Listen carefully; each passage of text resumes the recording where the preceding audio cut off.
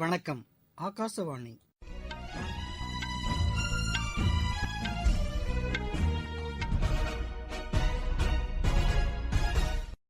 செய்திகள் வாசிப்பவர் கிருஷ்ணகுமார். தலைப்புச் செய்திகள். புதிய தேசிய கல்விக் கொள்கை நாட்டை முன்னெடுத்து செல்வதற்கும் இளைஞர்களுக்கு புதிய வாய்ப்புகளை உருவாக்கும் வகையிலும் அமைந்துள்ளதாக பிரதமர் திரு நரேந்திர மோடி கூறியுள்ளார். சுவாமி விவேகானந்தர் பிறந்த தினம் இன்று நாடு முழுவதும் தேசிய இளையோர் தினமாக கொண்டாடப்படுகிறது. தமிழகத்தில் கோவிட்-19க்கு தடுப்பூசி செலுத்துவதற்கான கோவிஷீல்டு மற்றும் கோவாக்சின் தடுப்பு மருந்துகள் இன்று சென்னை வந்து சேர்ந்தன. தமிழகத்தில் 10 மற்றும் 12ஆம் வகுப்பு மாணவர்களுக்கு வரும் 19ஆம் தேதி முதல் பள்ளிகள் திறக்கப்படும் என்று முதலமைச்சர் திரு எடப்பாடி பழனிசாமி அறிவித்துள்ளார். தெலுங்கானாவில் 9ஆம் வகுப்பு முதல் 12ஆம் வகுப்பு வரையிலான பள்ளிகள் அடுத்த மாதம் 1ஆம் தேதி திறக்கப்படும் என்று அம்மாநில முதலமைச்சர் திரு சந்திரசேகர ராவ் அறிவித்துள்ளார். இனி விரிவான செய்திகள்.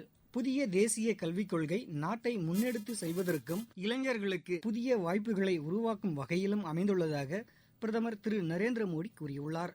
2வது தேசிய இளையோர் நாடாளுமன்ற விழாவின் நிறைவு நிகழ்ச்சியில் இன்று காணொலி காட்சி வாயிலாக பிரதமர் உரையாற்றினார்.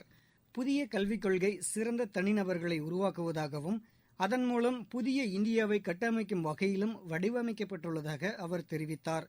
இந்த கல்விக் கொள்கை இளைஞர்களின் சிந்தனை மற்றும் திறனை மேம்படுத்தும் வகையில் உள்ளதாகவும் அவர் தெரிவித்தார். சுவாமி விவேகானந்தர் பற்றி குறிப்பிட்ட பிரதமர், விவேகானந்தர் உடல் மற்றும் மனபலத்திற்கு எப்போதும் முக்கியத்துவம் அளித்துள்ளார் என்றும் அவரின் வழிகாட்டுதலின்படி இளைஞர்கள் உடல் மற்றும் மனபலத்தை திடப்படுத்திக் கொள்ள வேண்டும் என்றும் கேட்டுக் கொண்டார்.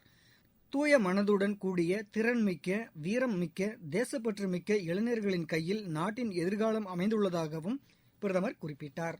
இந்திய விடுதலை போராட்ட வீரர்கள் விவேகானந்தரின் செயல்பாடுகளால் ஈர்க்கப்பட்டார் என்றும் அவரின் போதனைகள் இளைஞர்களிடையே இப்பொழுதும் தேசிய உணர்வை ஏற்படுத்துவதாகவும் பிரதமர் தெரிவித்தார். ஒரு காலத்தில் இளைஞர்கள் அரசியலுக்கு வந்தால் அவர்கள் கெட்டுப்போய் விடுவார்கள் என்ற நிலை மாறி தற்போது நேர்மையான இளைஞர்கள் அரசியலுக்கு வந்து மக்கள் பணி ஆற்றிக் கொண்டிருக்கிறார்கள் என்றும் பிரதமர் குறிப்பிட்டார்.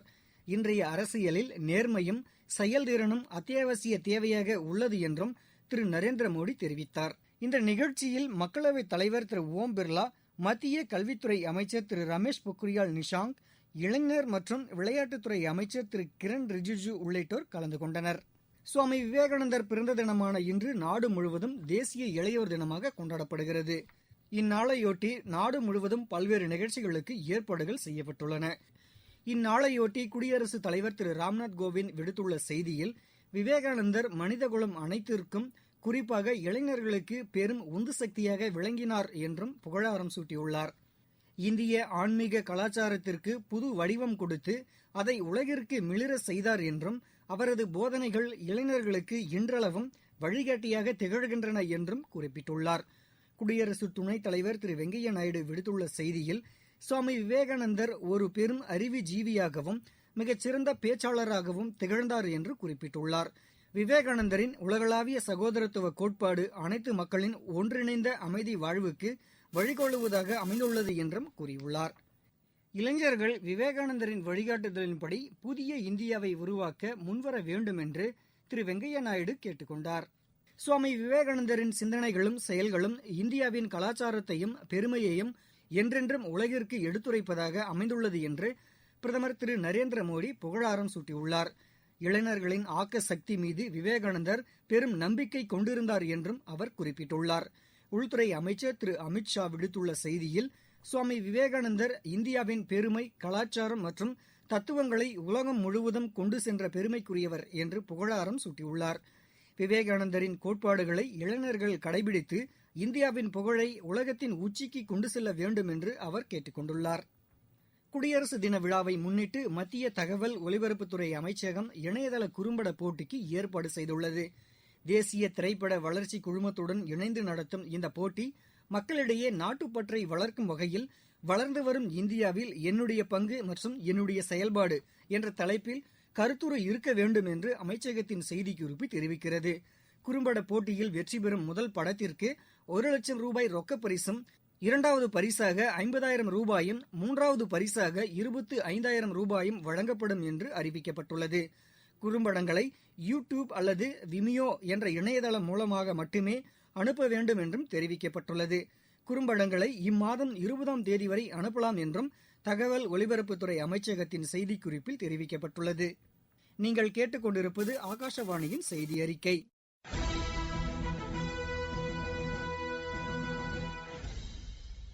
கோவிட்-19 ஒழிப்போம், தடுப்பூசிக்கு தயாராவோம்.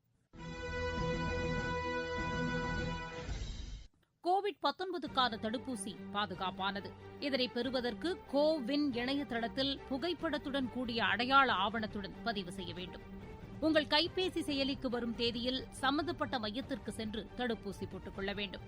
தடுப்பூசி போட்டவுடன் 1/2 மணி நேரம் கண்காணிப்பு மையத்தில் அமர்ந்திருக்க வேண்டும். 2ஆம் சுற்று தடுப்பூசியையும் அதற்கான தேதியில் தவறாமல் போட்டுக் கொள்ள வேண்டும். நம் நலன் காத்து நாட்டு நலனை உறுதி செய்வோம். தமிழகத்தில் கோவிட்-19க்கு தடுப்பூசி செலுத்துவதற்கான கோவிஷீல்டு மற்றும் கோவாக்சின் தடுப்பு மருந்துகள் இன்று சென்னை வந்து சேர்ந்தன.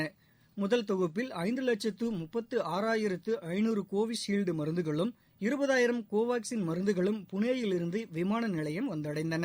இந்த தடுப்பு மருந்துகள் தேனாம்பேட்டையில் உள்ள அரசு மருந்துகள் இருப்பறையில் உரிய வெப்பநிலையில் பாதுகாப்பாக வைக்கப்பட்டுள்ளதாக எமது செய்தியாளர் தெரிவிக்கிறார். தடுப்பூசி திட்டம் குறித்து இன்று சென்னையில் செய்தியாளர்களிடம் பேசிய மக்கள் நல்வாழ்வுத்துறை முதன்மை செயலர் டாக்டர் ராதாகிருஷ்ணன், மாநிலத்தில் கோவிட்-19 தடுப்பூசி திட்டத்தை செயல்படுத்துவதற்கான அனைத்து நடவடிக்கைகளும் தயார் நிலையில் உள்ளதாக தெரிவித்தார்.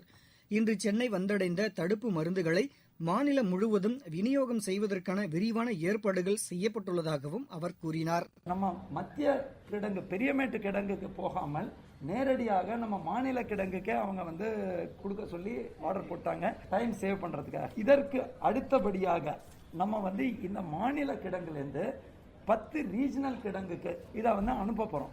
ஸோ அந்த 10 கிடங்குக்கு போய் ஒவ்வொரு மாவட்டங்களுக்கும் அது பிரித்தளிக்கப்படும். அதுக்கப்புறம் இந்த வேக்சினேஷன் சைட்டு அந்த செஷன் சைட்டுக்கு அனுப்பப்படும். இதற்காக பிரத்யேகமான ஒரு கிடங்குகள் நம்ம தயார் நிலையில வைத்திருக்கோம். தமிழ்நாட்டில் இதை சேமிப்பதற்கான அனைத்து வசதிகளும் உண்டு. அதே மாதிரி கோல்ட் செயின்ல அனுப்பதற்காக ஒவ்வொரு மாவட்டத்திலையும் சேர்ந்து ஒரு 45 வாகனங்களும் தயார் நிலையில வேக்சின் சைட்டுக்கு அனுப்புவதற்கு இருக்கு. கோவிட்-19 தடுப்பூசி முதலில் மருத்துவ பணியாளர்களுக்கும் முன்கள பணியாளர்களுக்கும் செலுத்தப்படும் என்றும் டாக்டர் ராதாகிருஷ்ணன் தெரிவித்தார். கோவிஷீல்டு மற்றும் கோவாக்சின் தடுப்பு மருந்துகள் பாதுகாப்பானது என்றும் நோய் எதிர்ப்பு சக்தியை அதிகரிக்கும் என்றும் அவர் குறிப்பிட்டார். முதல்ல சுகாதார பணியாளர்கள், மருத்துவர் மட்டுமல்லங்க, மருத்துவர், செவிலியர், மருத்துவ சாரா பணியாளர்கள், இன்க்ளூடிங் மருத்துவத்தில் பணியாற்றக்கூடிய துப்புரவு பணியாளர்கள் உட்பட அனைவரும் இந்த முதல் கட்ட இது பண்ணுவாங்க. இது என்டையர்லி வாலண்டரி. 2 வேக்சினும் மீண்டும் மீண்டும் நாங்கள் சொல்றோங்க, மத்திய அரசு மீண்டும் மீண்டும் எல்லாமே பாதுகாப்பானது, இம்யூனோஜெனசிட்டி, நோய் எதிர்ப்பு சக்தி வலுப்படுத்தக்கூடியது அப்படிங்கிற தகவல்களையும் சொல்லியிருக்காங்க. தமிழகத்தில் 10 மற்றும் 12ஆம் வகுப்பு மாணவர்களுக்கு மட்டும் பொங்கல் விடுமுறைக்கு பின் வரும் 19ஆம் தேதி முதல் பள்ளிகள் திறக்கப்படும் என்று முதலமைச்சர் திரு எடப்பாடி பழனிசாமி அறிவித்துள்ளார். இது தொடர்பாக இன்று அவர் வெளியிட்டுள்ள அறிக்கையில், பள்ளிகளில் ஒரு வகுப்பறையில் 25 மாணவர்களுக்கு மிகாமல் அமர்ந்திருக்கவும், கோவிட்-19க்கான அரசின் வழிகாட்டு நெறிமுறைகளுக்கு உட்பட்டு செயல்படவும் அனுமதி அளிக்கப்படுவதாக கூறியுள்ளார். பள்ளிகளுக்கு வரும் மாணவர்களுக்கான விடுதிகளும் செயல்பட அனுமதி அளிக்கப்பட்டுள்ளது. அனைத்து மாணவர்களுக்கும் நோய் எதிர்ப்பு சக்தியை அதிகரிக்க ஏதுவாக வைட்டமின் மற்றும் துத்தநாக மாத்திரைகள் வழங்க சுகாதாரத்துறைக்கு உத்தரவிடப்பட்டுள்ளதாகவும் முதலமைச்சர் கூறியுள்ளார்.